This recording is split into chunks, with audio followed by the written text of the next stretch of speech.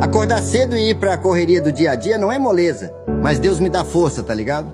Tem dia que o corpo tá cansado, a mente desgastada e a vontade é de desistir de tudo. Mas aí eu lembro, nada vem fácil. A vida não dá nada de graça e se eu quiser mudar minha história, sou eu que tenho que correr atrás. Reclamar não paga as contas, lamentação não enche a geladeira e a vida não tem pena de ninguém. A real é que todo mundo tá na luta. Cada um com sua batalha, seus desafios, suas dores escondidas atrás de um sorriso cansado. Mas no final do dia só quem persiste chega lá. Porque enquanto uns desistem no meio do caminho, outros seguem firme, mesmo sem forças, mesmo sem vontade. Porque sabem que lá na frente a recompensa vem. E é por isso que mesmo quando bate o desânimo, eu não paro. Porque sei que cada passo que dou, cada dia que aguento firme, é um dia a menos para eu chegar onde quero.